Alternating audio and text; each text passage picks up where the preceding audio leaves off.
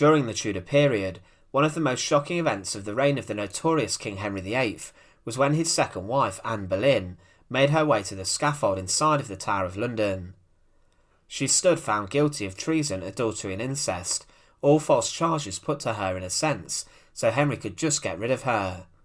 He had brought over a French swordsman to take Anne's head from her shoulders, and when this had been done, Henry sought to erase Anne from the face of England, his memory and history. Much mystery surrounds the life of Anne Boleyn, but in London there is a legend that attributes a young queen to a castle, and a stately home found in East Ham. It's believed that Anne Boleyn may have been staying inside this castle when the King of England came to court her and tried to convince Anne to marry him. Green Street House is also known as Boleyn Castle. However, interestingly, the remains of the castle once lay underneath a football ground, the Boleyn Ground or Upton Park, the former home of West Ham United. So join us today as we look at the castle buried beneath a football ground, and to support our channel, please make sure to subscribe.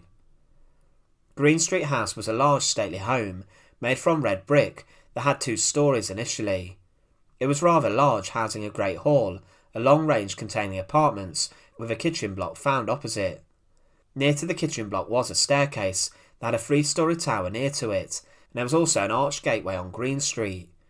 It's assumed that the house or castle dated back to the early 16th century, and it was inhabited and extended, possibly by one of Henry VIII's servants, Richard Bream.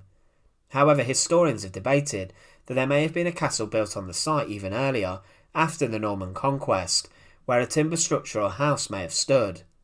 It's during the Tudor period that it has its most interesting link to history. Henry VIII is most remembered today for being the king who had 6 wives, 2 of whom lost their heads inside the Tower of London. His first marriage to Catherine of Aragon was itself rather strange, with the fact Catherine had previously been married to Henry's older brother, who died at a young age.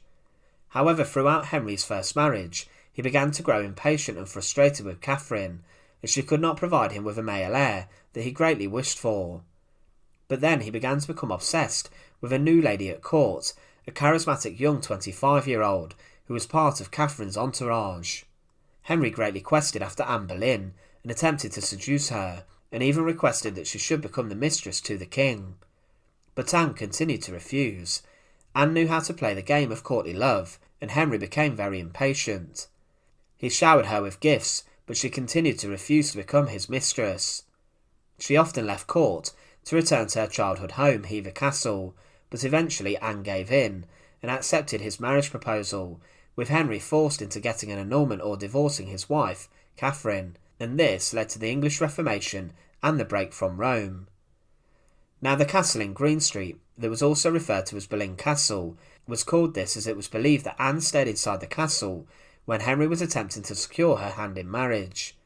It was also thought that the king came here on at least one occasion to court her and see her, but there is no documentary written proof that shows this. But how true is this? It's believed by some that this could have been a story told by the owner of the castle, as he wished to add some more history and lore to the stately home. The house, it's believed, was acquired by Henry VIII's servant Richard Bream to impress other people that he lived in the castle that the king courted his ill-fated second wife inside of. Over time, extensions and building work occurred at the castle site. In the 17th century, there was extensive work with the West Range, kitchen and staircase being rebuilt. Later in the 18th century, another wing was added.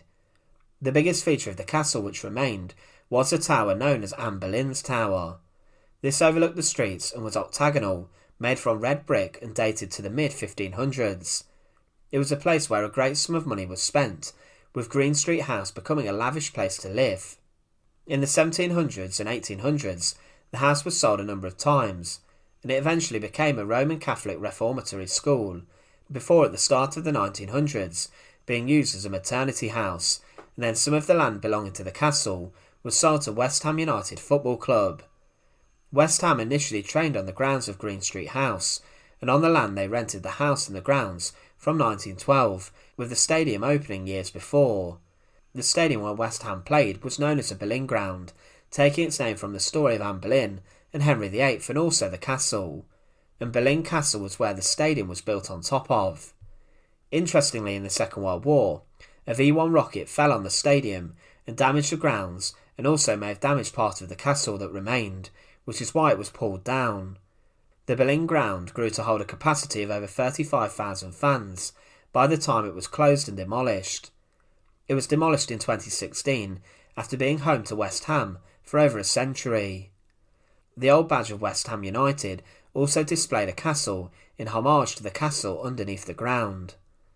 When the Boleyn Ground was demolished, the remains of Green Street House were uncovered, and some of the foundations of the original castle buildings were found underneath the football club's car park. So today West Ham United play at the London Stadium. However, for over a century, their home matches were played above a castle, which may have had a significant royal connection. It's a shame that nothing remains today of Boleyn Castle, as it would have been an interesting place to go and visit. Whether it does hold the connection between Anne Boleyn and Henry VIII is debatable. However, what isn't is the fact that it gave its name to the stadium for over a century of one of London's most famous football clubs. Once again, thanks for watching. To support our channel, please make sure to subscribe, and once again, thank you so much for watching.